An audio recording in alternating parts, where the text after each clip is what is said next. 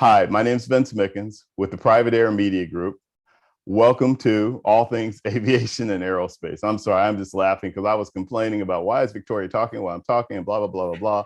And it was all on me. Anyhow, welcome to the show. It's going to be a really good show. I have been doing shows on scholarship programs and some of the education institutions that have really good aviation programs. So I'm going to follow suit with this one and have another discussion about it. But this one has some uniqueness to it. It is the United States Air Force program, and it's a program that a lot of people may have heard of, may not, and may not know about. But what's really key are a couple of things. One is it is for 16 to 18-year-olds. So it's those of you who are right there in high school that are trying to figure out what you're going to do, and maybe you have an interest in aviation. And this is a great way to verify that. And it's a summer program, and it's all paid for. So if you get accepted in the program, you are flown out to one of the schools. You spend 3 weeks there. You go through a pretty comprehensive program, which we're going to talk in detail about, and you get up to 15 hours of actual flight training. And that's puts you well on your way with a path to becoming an aviator. So looking forward to having that conversation, especially when my mic is actually working by turning it on. It's amazing when you turn something on, how it works. So let me introduce the guest on the program. And I'll start with the captain and the director of the program. And there we go. The director of the program. So he's the United States Air Force captain, Justin Moorhead. And he's the director of the Aim High Flight Academy program, which is part of the Air Force Recruiting Services Detachment 1. Captain Moorhead, welcome to the program with me actually being heard. Hey, good morning, Vince. Thanks for having us on the show. Looking forward to discussing it. No, looking forward to it too. I'm really excited about it. I did my homework on it and had some conversations with you guys prior to today, and I just think it's a great program. I love the tie-in with the aviation schools. One in particular that we have on today, with Victoria being from the University of North Dakota. So I'm really looking forward to it. We also have a United States Air Force Lieutenant Colonel, Kelly McNerney. Lieutenant Colonel McNerney is the Director of Operations for the Air Force Recruiting Services Detachment 1, which is a pretty comprehensive involvement as head of office for that. And he's going to tell us more what that means and what that's about. Lieutenant Colonel McNerney, welcome to All Things Aviation and Aerospace.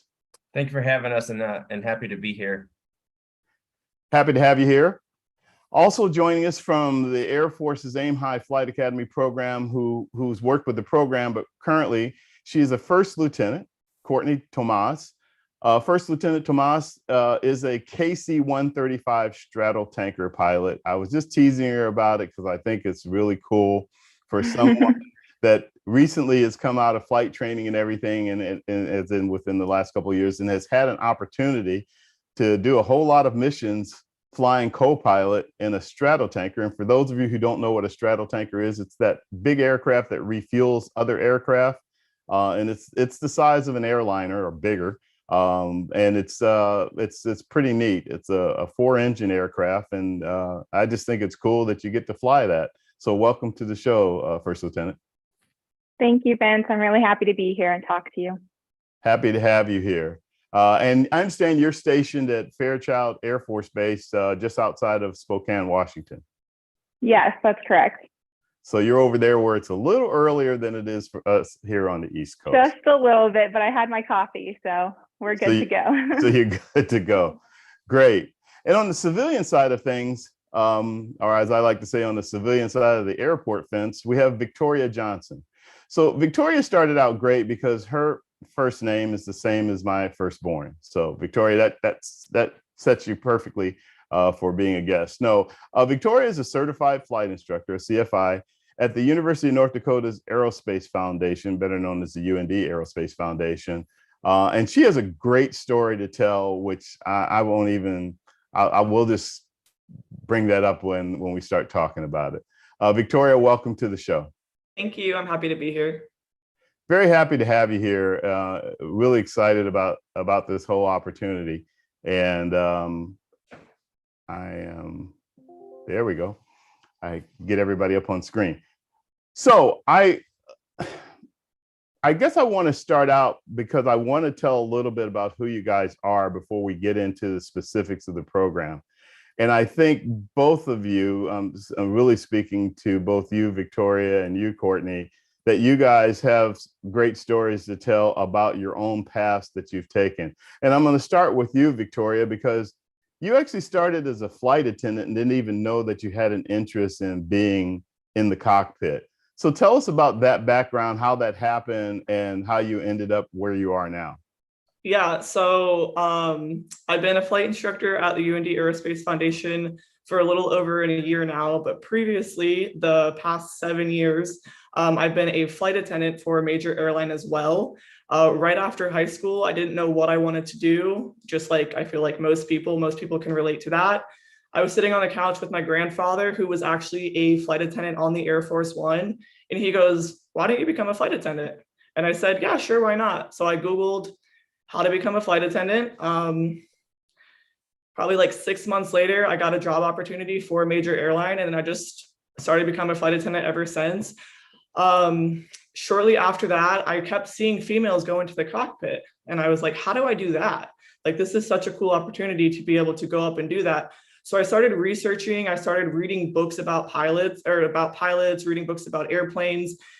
And then I just kind of stopped because I didn't know how to pursue it. It's a different career to get into, and it's really hard to get into if you don't know people or, don't have an opportunity to do so. So I kind of just put that on the back burner and just kept being a flight attendant and never really thought anything of it. And then one day I was a flight attendant, I was working a trip, and my coworker, who was a female, kept asking me how I knew so much about airplanes. And I told her, well, I thought about being a pilot once, but then I didn't know how to pursue it.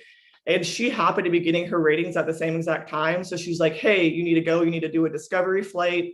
I'll help you figure it all out. And if it's something that you want to do, we can talk about it and I can kind of mentor you to be able to do it.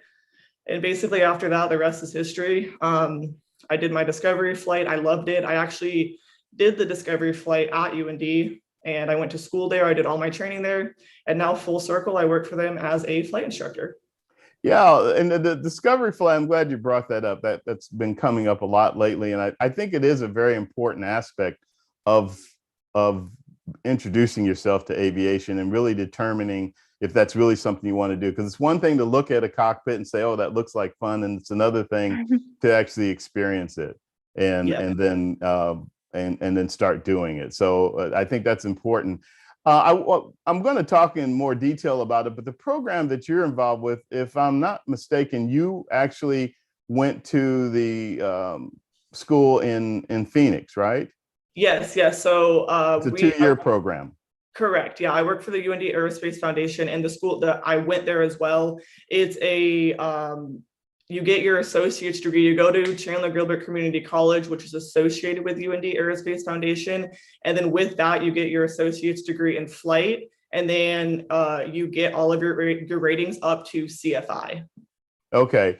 And you can also continue your education at University of North Dakota to get your bachelor's. Correct. Yeah. So you can go up to North Dakota and then you can finish your 2 years up there. And I believe, if I'm not mistaken, they now have an online program that you can actually stay in Phoenix or wherever you want to go and continue your 4-year degree as well. Okay. So let's see. North Dakota, super cold, Phoenix, nice and warm. Well, I'm still. I think I'll do the 2 years and then I do the online. No, that's great to know you have an option like that. So, we'll come back to you about more of that. Courtney, tell us a little bit about you and how you got involved in aviation and how you ended up flying a KC-135. Definitely. So I was an Air Force brat. I actually grew up mostly in Okinawa, Japan at Kadena Air Base. So I've kind of always grown up around aviation. My dad was a maintainer, but it was never really something that I saw for myself. I went through high school, applied for colleges. I knew I always wanted to be an Air Force officer. So I did ROTC at UCLA, went to UCLA, went through all of that. And then my junior year is about the time where you kind of have to figure out which jobs you're going to start pursuing. And still at that point, wasn't really sure what I wanted to do. There wasn't really anything that excited me. But I had a gold bar recruiter, which is someone who is in between, who just commissioned as a second lieutenant and is waiting for their next assignment, who goes around and recruits out of a college for high school students. And he was a pilot select, and he kind of put the idea in my head and was like, hey, you should do this. I really think you would succeed in this. Like, I think you should try this. And had it not been for him to like even plant that idea that like, this is something I could do, this is something I could be, I would have never gone for it. So he definitely mentored me through the process. It, especially through the Air Force, can be a really intimidating process. And I didn't really know where to start, but he helped me through that. And then same thing, I did an introductory flight to see if I even liked flying, and I fell in love with it. There's just something very empowering about being behind those controls, being up in the air. And I really fell in love with the community too. Everybody you talk to absolutely loves their job. And that's just something I wasn't really seeing in a lot of other career fields that really drew me to it. And it's a very close community too. And then went through pilot training out of Oklahoma, got picked for the KC-135, went through that training, and now I've been flying for about 3 years now and still love it. Still excited every single time I go up. Well, congratulations on that. I'm going to go back on a couple of things. You said your dad was a maintainer. Was he aircraft maintenance, aviation maintenance technician? He was an aircraft maintainer. He did sheet metal. So Okay. kind of worked on everything. Yes. Gotcha. Even the 135, which is kind of funny, full circle. Oh, wow. He did worked on the 135. Wow. He did. Yes. Yeah. The other thing I was thinking about, as you said it, is that you were a part of the ROTC program, the Reserved Officer Training Corps. Yes. That's it, right? Yeah. Program. And I think that shouldn't be overlooked. I think that's a great way to transition into the Air Force the way you did to become a pilot. And it's just great because it ties in with your college. You went to UCLA and you got in that program. And tell us a little bit real quick about that, how that influenced you and helped you move forward with what you're doing. Yeah, so ROTC was a great option for me. I definitely wanted to be an officer, but I also wanted the traditional college experience, and UCLA was my dream school, so I didn't want to give that up. We met only 2 times a week, and you still got to get like the leadership lessons and the professionalism that you would get at the academy. And that kind of like, they shape you into an officer through that training. And then your third year, you go through and you do your application process for the pilot selection board. And then, yes, after that, you go through all of kind of the same things that you would go through as an academy cadet, as OTS, and you kind of all start the same once you're in pilot training. Sure. So I loved ROTC. It was definitely the best option for me. And I think there were a lot of positives about it. Yeah, I was just going to say, both you and Victoria have talked about the introductory part of getting into it. And that takes us to Aim High, because I think that's exactly what Aim High does, is it's an opportunity for young people to be introduced to what it would be like to be a pilot by actually experiencing it for, up to 15 hours of training, et cetera, and so forth. And that's a perfect segue for me. But I want to ask you before I go to Captain about it.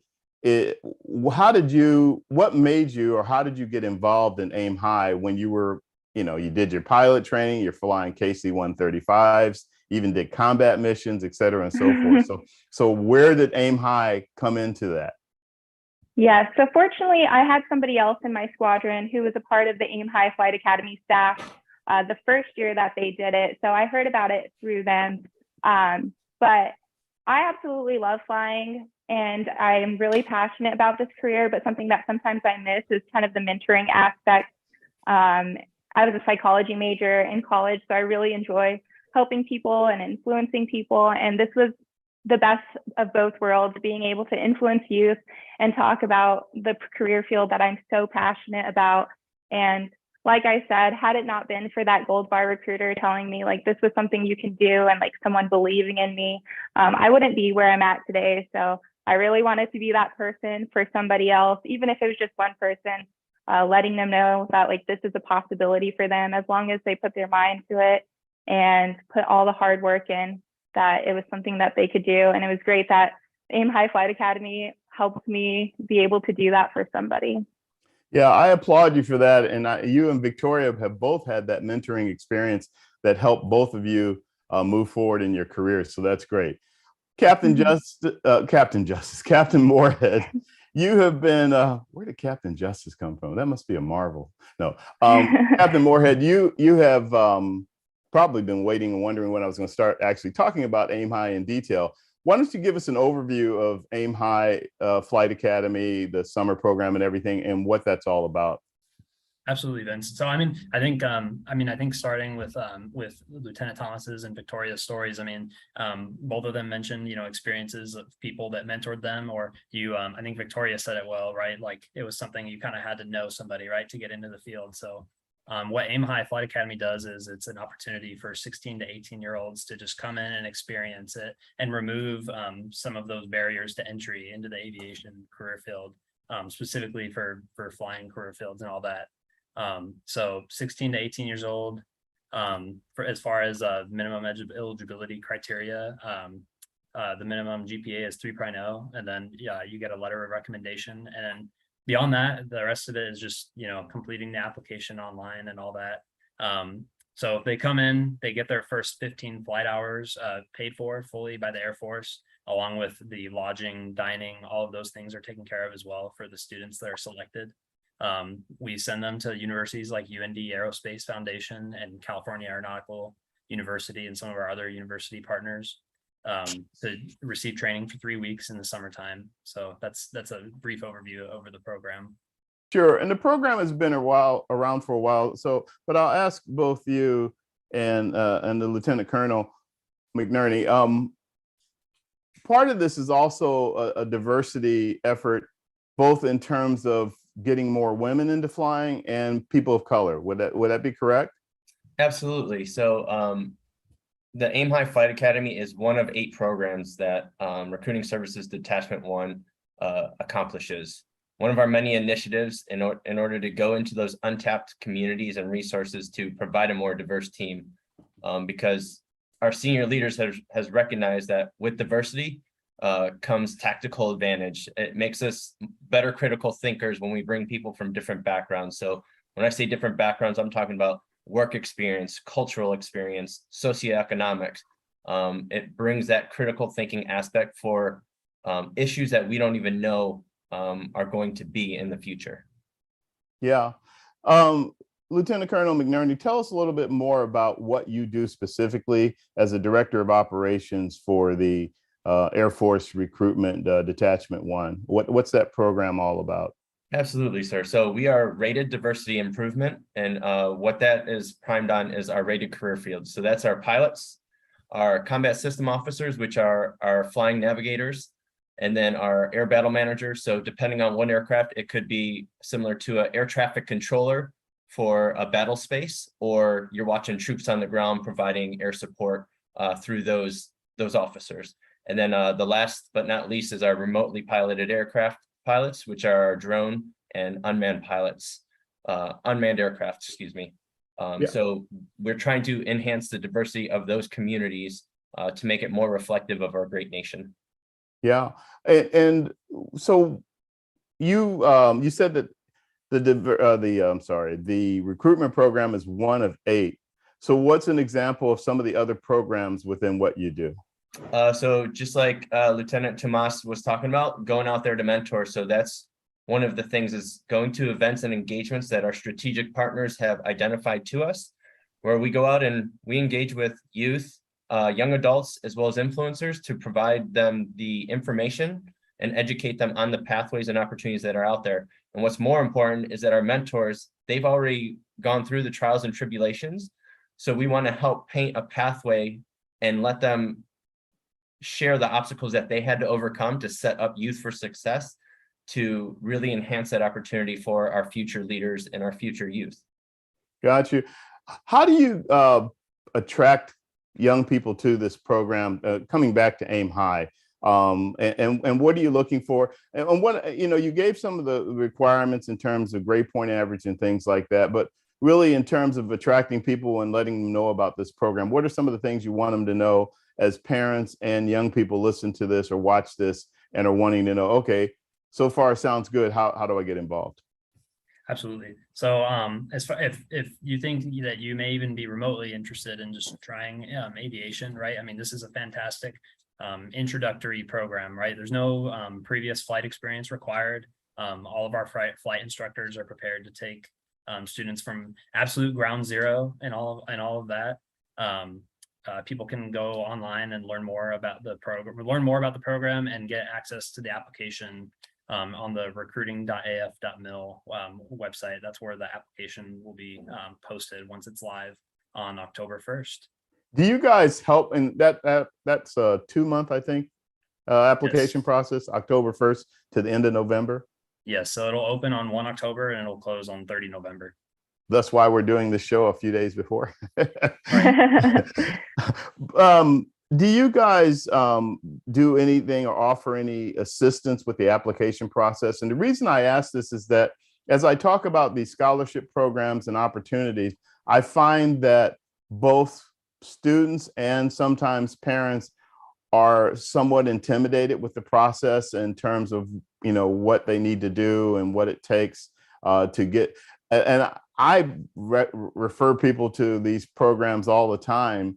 And then I'll follow up and say, hey, so did you apply? Oh, well, yeah, we're going to. So do you find that at all? And if so, how do you guys help people with that? So we work with a bunch of our strategic partners. So one of the things that the students accomplish is like a nomination. So they can get that from any of our partner organizations. We've kind of pre-prepared all of those groups to kind of help their students get through the application process. As well as we at Detachment 1 are always available to answer questions and help guide students along in the process if they need help. And in order to get a hold of us, we also have a webinar that occurs once a quarter. One's happening on 19 October, where it is an interactive webinar that takes our rated mentors on there to answer any Q&A. It paints a picture of how to get to basically butts in seats for the career that you want. But at the end, there's a Q&A to answer questions. And we've already had individuals come on there to ask questions about the Aim High Flight Academy application process. We also have an Instagram, which is USAF_inspire, which is another way that individuals can communicate and try and get some questions answered, as well as our Facebook page, which is AFRS Detachment 1. Got you. Let's talk a little bit more about October 19th. Do you know what time that program is or how people can register for it? Yeah, so it's October 19th. Usually it's in the evening around 6 p.m., but we can get the date specific and pass that to you so that you could share it with any viewers who are interested. But it will be posted on our Instagram and Facebook for people that want to register and sign up, because you'll have to register and it'll give you a link to be able to basically zoom in so that you can be a part of it. Got you. First Lieutenant Tomas, tell us a little bit about your involvement with the mentoring when you were with the program, what it was like with the students, and a little bit more about what you did as a flight commander. And I think you said before the show that you do a combination of kind of managing operational logistics type of stuff and mentoring at the same time. Yes. So the academy that I went to is 24 students. I think they're expanding that, if I'm not mistaken. Yes. So for mine, it was 24 students. So this might be a little bit different. And I was the flight commander of 8 students. And yes, my role was kind of managing the day-to-day operations. So ensuring that they were able to get to their flights, their sims, their academics, and that they didn't have any issues with that, but also a mentoring role. Like I said, it can be kind of intimidating trying to get into this career field just because of all of the application processes and requirements that you need. So I was there to kind of answer any questions that they had about the process, but then also about what it was like to be a pilot in the Air Force, because it's going to be very different than what being a pilot in the civilian world might be, and kind of the processes and the flying is different too.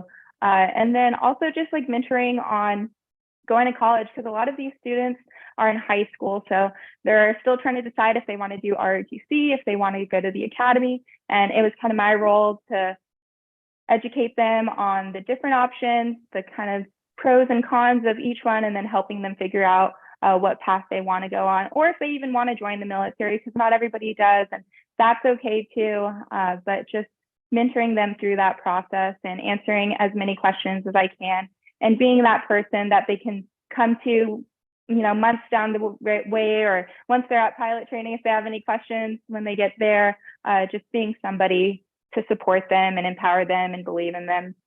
Yeah, I think it's important that what you pointed out too, that it's not a requirement to join the Air Force if you're accepted in the summer program. This is just to introduce you to it. Of course, the Air Force is going to do everything they can to want to bring you in and make you a pilot. That's just kind of a given. But it is not. It's not like once you're accepted in this program that you're going to become an Air Force pilot. Although that would be a great thing. I'm going to put you on the spot a little bit, Courtney, and ask you something you just referred to. What is it like for you as a young lady who's only been flying for a few years, flying a KC-135 Stratotanker? I just have to throw that out there every so often. What is it like for you being a pilot in the Air Force, being an Air Force officer, flying these missions and doing what you do? It's amazing. Again, I cannot imagine being anywhere else at this point. I really love the community. Flying is a team sport. That's what we like to call it. It's really challenging, but it's also a really rewarding experience. And the people that you get to do it with they're some of the best people that I know. I've got really close with my pilot training class, just the way, and at Aim High Flight Academy, the students will experience this too. They all come in not knowing anybody, not knowing how to fly. And then over the 3 weeks, just being able to watch them grow close together and supporting each other, and just being so sad to leave after the camp is over. It's kind of just a taste of what it's like to be in the pilot community in the Air Force. We really do support each other. And then as far as my plane, I absolutely love it. I've gotten to work with NATO allies and major non-NATO allies. So being able to refuel French, British, Italian, that's just something that I don't think I would have the opportunity to do anywhere else. And I'm really grateful for my job, and I'm excited every time I go up. And I just want to share that with everybody else and kind of let them know that this is something that they could do.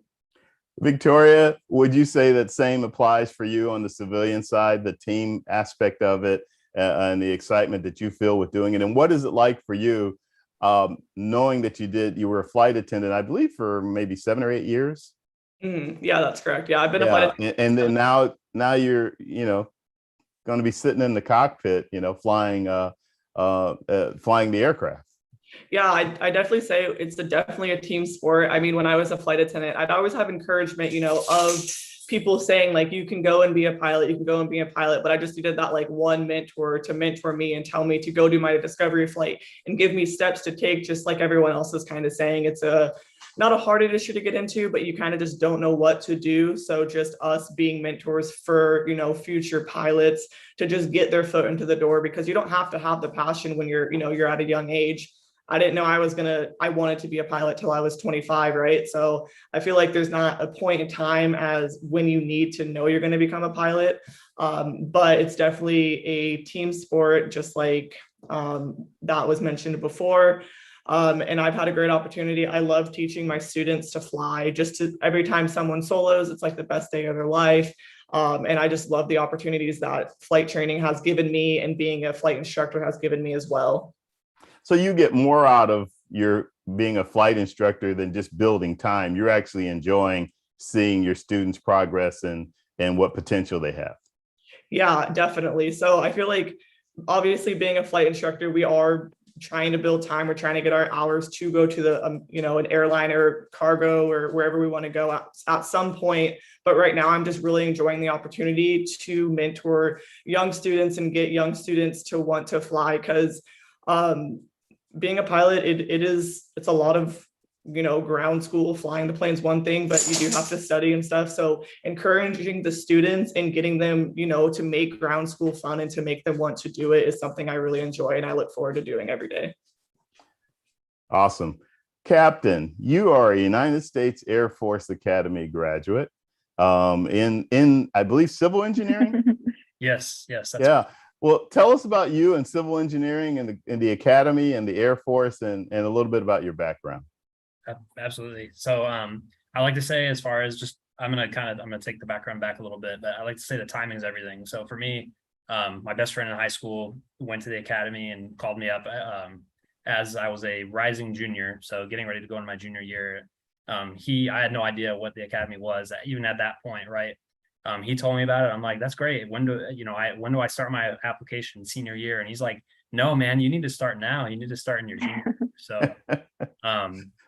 anyway, applied. I'm so thankful that that he introduced me to the school.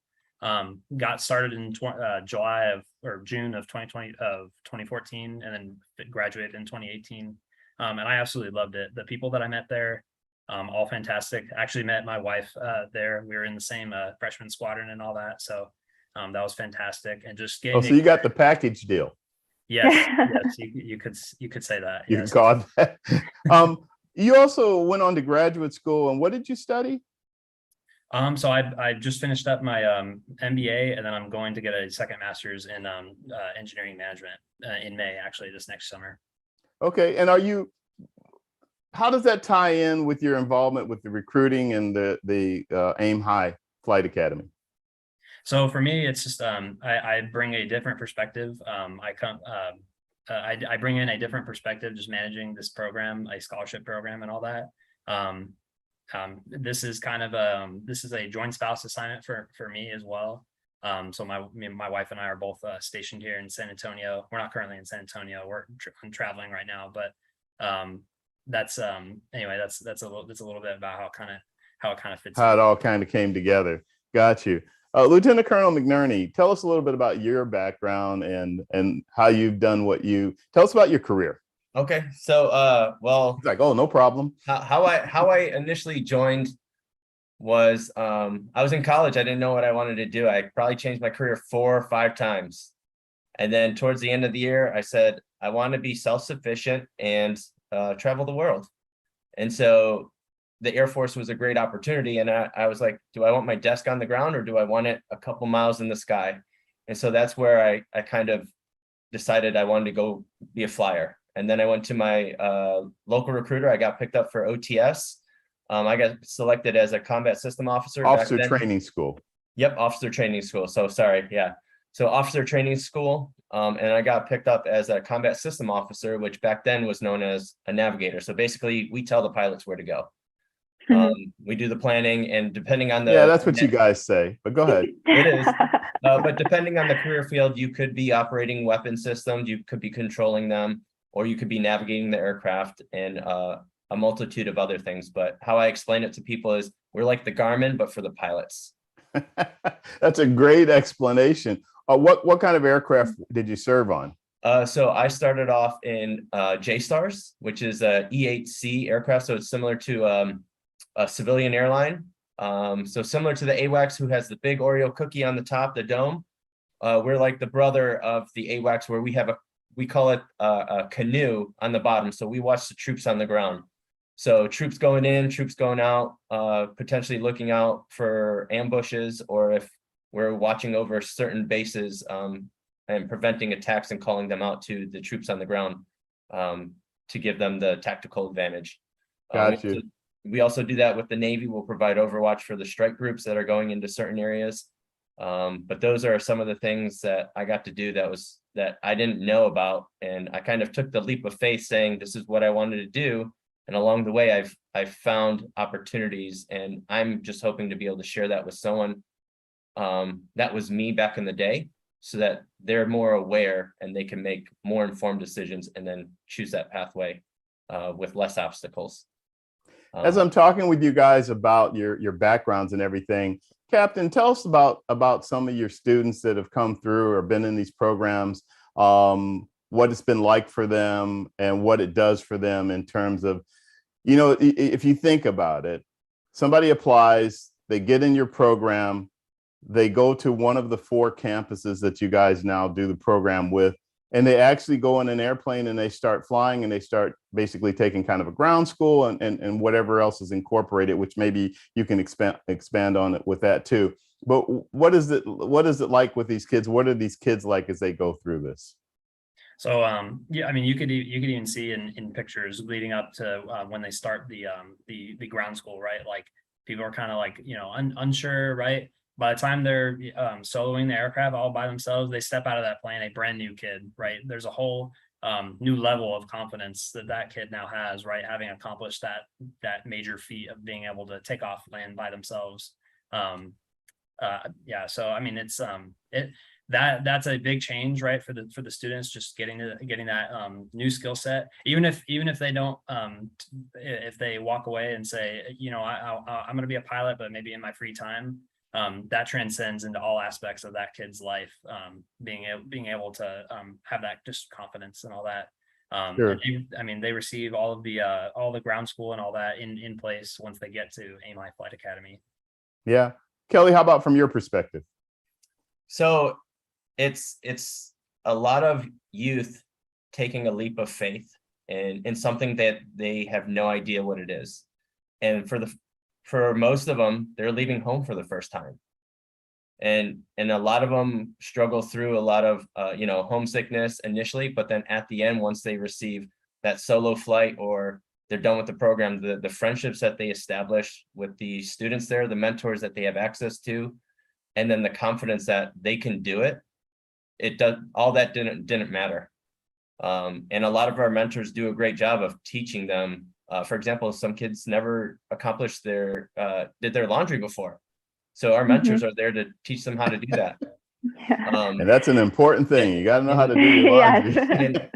And the skills that they acquire because of the organization that it is required to become a pilot and do those things, waking up early to try and beat the weather in the afternoon, like those are things that they acquire in the program. And we get parents who reach back that say, I don't know who this person is when they come back, because now they have a passion and a purpose that drives them towards something. And that's what we want our mentors to do, is provide that passion and then show them the how to. Because we feel like a lot of kids are in a maze of confusion with today's world. There are a lot of dead ends and they just don't know how. So it's easy for them to quit and get deterred. And all we want to do is turn it into a hallway of opportunity, which at the end of the tunnel is their light, what they see. And then on the sides, we have doors of opportunity that they can choose to walk in. And then we have mentors that can talk them down that path either way, Sure. whether it is aviation or not. Yeah. Besides being a great introduction to aviation, specific to the possibility of the Air Force, which brings me to the next piece of this. This must be a great transition for those who become interested in wanting to be an Air Force pilot. It must be a great setup. Absolutely. So this is what we call pre-accession. So before you even start thinking about the Air Force Academy or ROTC or Officer Training School, like these are perfect segues that lead you into the pathway of success, and which will continue fueling that passion. And that's what a lot of, like myself, I didn't know how to get into ROTC. I didn't know how to get into USAFA. Well, I want to make sure my mentors can paint that picture. So depending on that individual's personal preferences and life situation, they can make the best educated decision. Because I just took a leap of faith chance and it worked out for me, but I know for a lot of people, they wish they would have known more things. And that's what we want to do, is we want to basically put out the deck of cards, let the kids pick what they want, and then talk into depth and then paint the pathway of how they can do that. Yeah. Justin, you want to add to that? Yeah, I mean, it's in order for these kids to get to that point, right, where they want to be a pilot, right, they have to have experienced it and they have to see it, right, to believe it. So that's why our mentors are so important, and just getting up there and trying it, right, is just, yeah, it's so important for the kids to try that. Sure. Victoria, I keep going back to this because I think this could apply to a lot of people. And I've heard of a few other flight attendants who have become pilots and now are flying first officer in a 7.6 or a 7.3 or whatever the case may be. So that's why I keep coming back to you. But I wanted to ask you, being a flight attendant and then now moving towards being in the cockpit as the first officer and eventually a captain, does that change your thinking about empowerment, so to speak? Yeah, I definitely think it has improved that a bunch. I mean, I feel like as a flight attendant, me personally as a flight attendant, I didn't know I could, become a pilot. I didn't have that opportunity growing up. So then once I got the opportunity to do it and to see that females can be pilots, or anyone in general can be pilots, all they need is that one mentor, just like we've all been talking about. All they need is that one chance, that one conversation to, get to that next step. I think that's pretty much all of our goals at this point. And the program that UND has helps students do just that. Because if you don't know you want to be a pilot and then you go and you do this program, just kind of like what they said, they might do the program and then not want to pursue being a pilot, but they're going to be such a better person no matter what, whether or not they want to pursue being a pilot in the Air Force. But no matter what, they're going to come out with confidence and empowerment, just like I did from transitioning, from that flight attendant to the now pilot side of it. Sure. The University of North Dakota has one of the most comprehensive flight programs on the planet. And I think the UND Aerospace Foundation initiative is really great because it involves a 2-year start. It involves a flight training program and all of the above. So, and an opportunity, I was going to say, to transition into getting your 4-year degree at the University of North Dakota, which we talked about a little earlier. What is it about all of this that I'm speaking of that attracted you specifically to UND? Well, when I first went, like I kind of mentioned previously, but right out of high school, I wasn't even 21 yet, and I became a flight attendant. So I never got a specific degree in anything. I just dove straight into be a flight attendant and basically traveled the world for 4 years.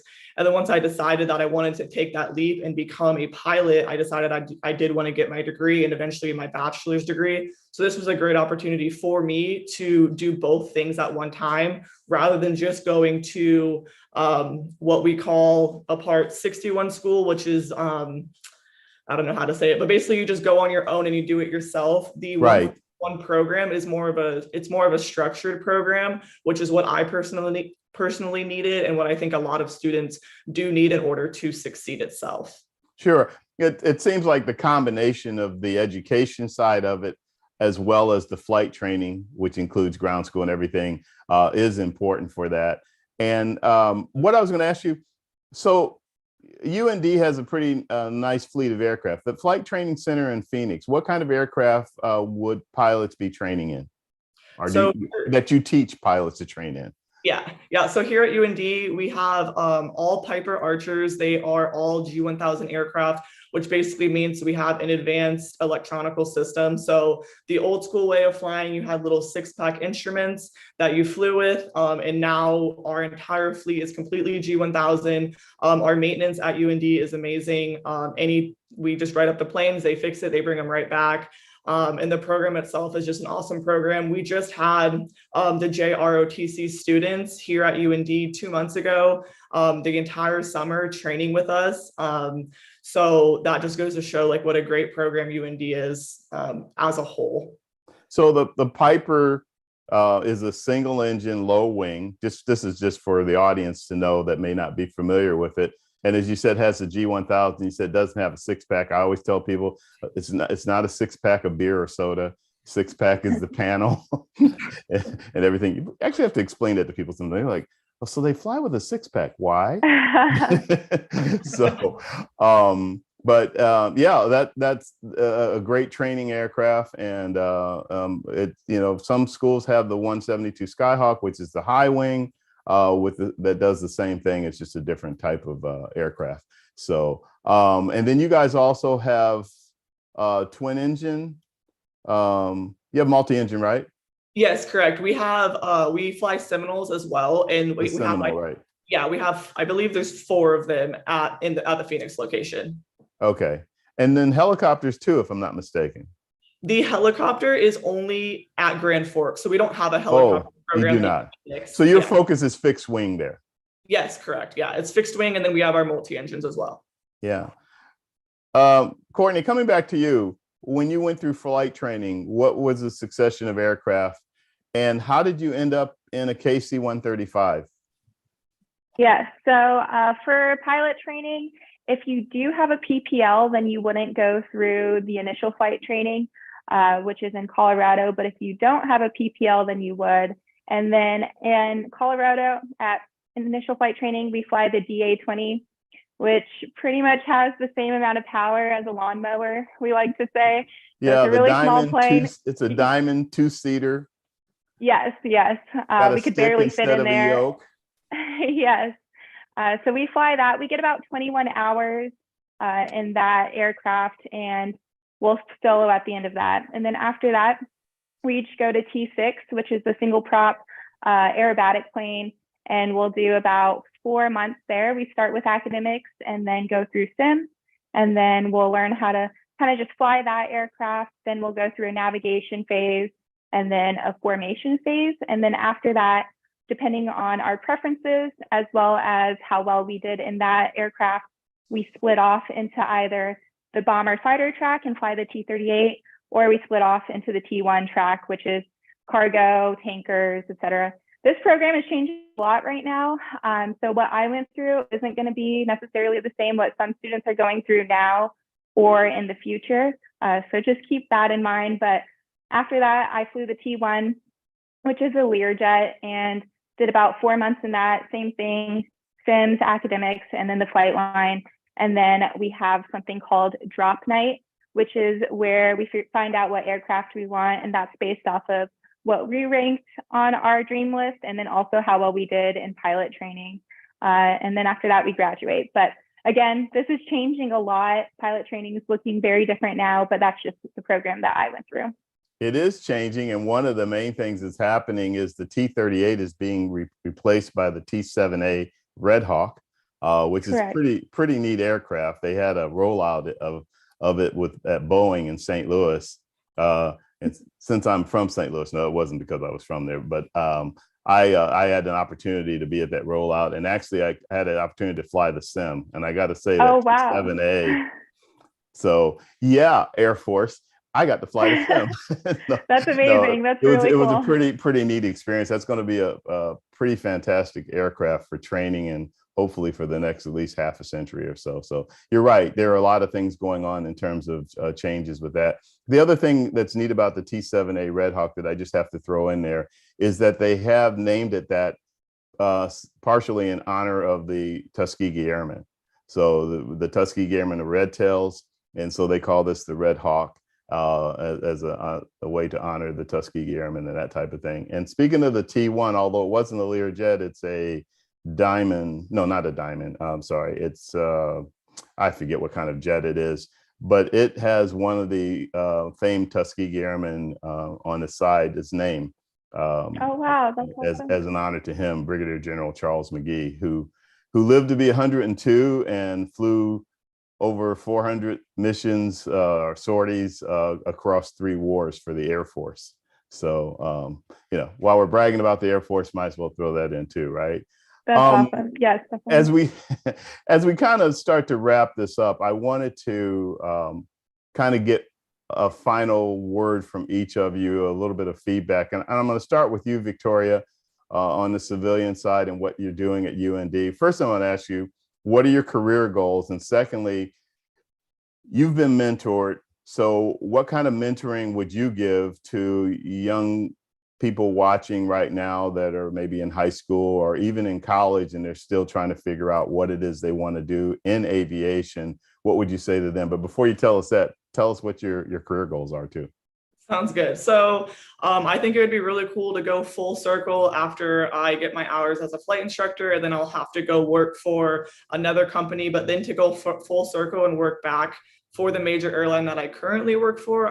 That's my ultimate goal. I think that'd be really cool to keep my employee number right now and then have that as I'm an FO. I've seen people do it before, so every time I see that, it kind of gives me motivation to keep going.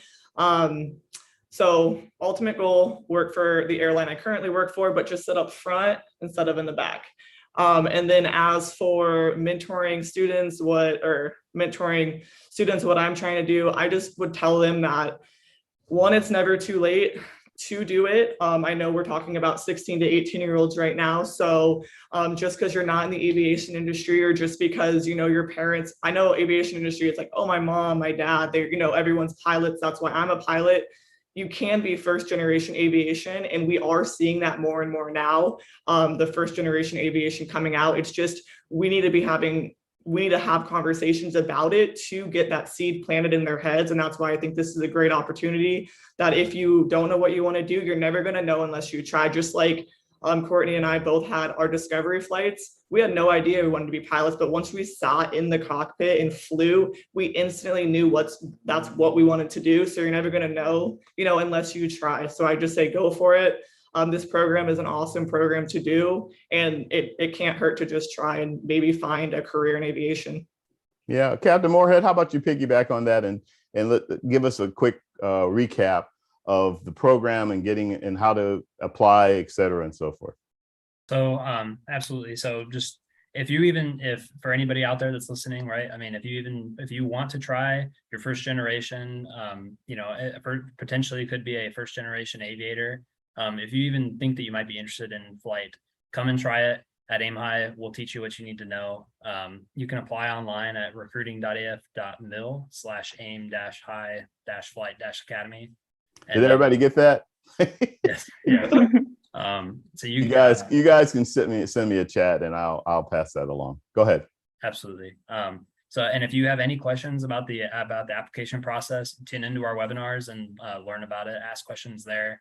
Learn more about, you know, different pathways in the Air Force to becoming an aviator in the Air Force as well.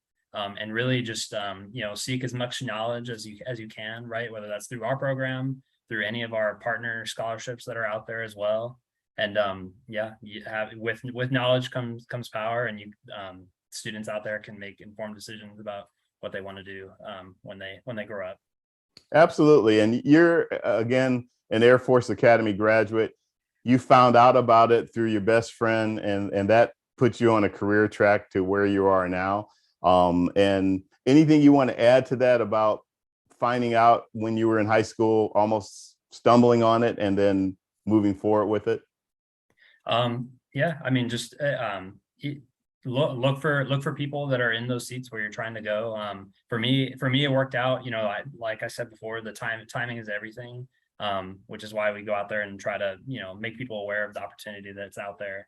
My time at the Academy was fantastic. I really enjoyed it.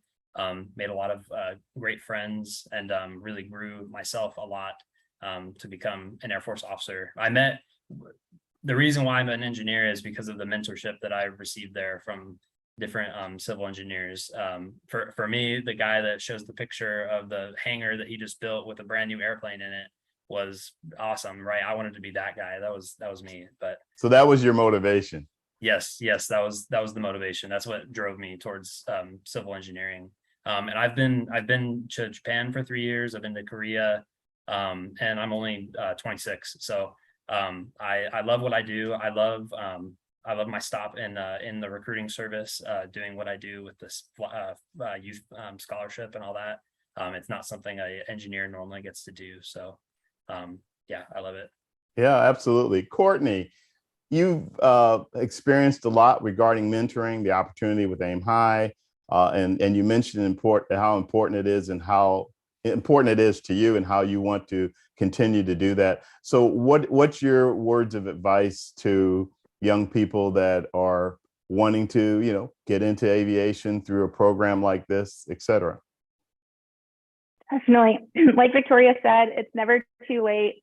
I was kind of intimidated because a lot of people you meet, they're like, I've wanted to be a pilot since I was 3 years old. And that just wasn't the story for me. So I was kind of intimidated by that. But again, never too late. You don't know until you try it. So just kind of taking that first step and putting everything you've got into it is huge. And just have a positive attitude, be open-minded to it, and just really believe in yourself and help the other people out too. And again, flying's a team sport, and the people around you is one of the best parts of it. So at Aim High Flight Academy, even if you don't walk away wanting to be a pilot, that's okay. You're still going to make amazing relationships and have the confidence that maybe you didn't have going into it. Beyond flying the KC-135, what kind of goals do you have in the Air Force?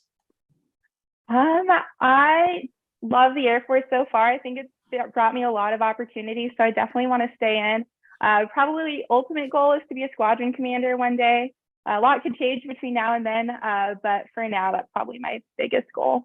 Sounds like a pretty cool goal to me. Thank you. Yeah. Lieutenant Colonel McNerney, we'll let you kind of wrap us up here and give your perspective in the same realm of what you recommend to those who are coming in. So similar to what everyone else is saying, take that leap. The only person that can say no is yourself. So for the youth out there, try it. You'll never know, and if you try it, you won't look back and wonder what if. And for myself, I just want to continue growing all of our programs, growing opportunities for our mentors to continue mentoring and sharing those pathways, to continue making this an easier pathway, because we're also trying to get after the pilot shortage, which is one of the major issues. For everybody. Yeah.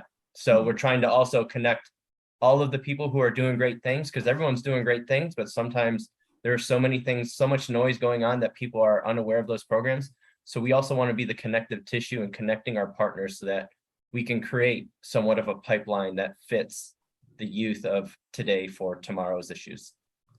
Well, Lieutenant Colonel Kelly McNerney, Captain Justin Moorhead, First Lieutenant Courtney Tomas, and certified flight instructor at UND Aerospace Foundation, Victoria Johnson. I'd like to thank all of you for being on the show today and sharing some of your background, your pathway, and most importantly, details about the Aim High Flight Academy and the importance of it and the opportunity with it. More importantly, again, the applications open on October 1st, and the website for the go-to is what again, gentlemen?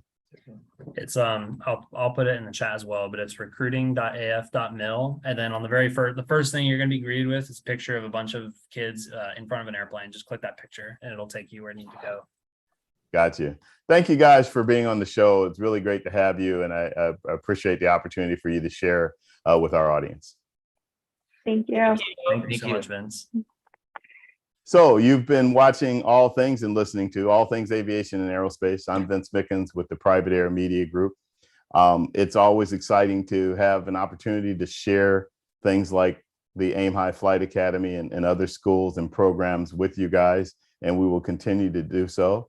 Next week will be a little bit different show. It'll be featuring a company called Avinode. It's a worldwide company that deals with all aspects of brokering flights, et cetera, and so forth, and pretty neat and different opportunity in aviation. So looking forward to that. Thanks everybody for watching and listening. Until next time, everybody take care and stay safe.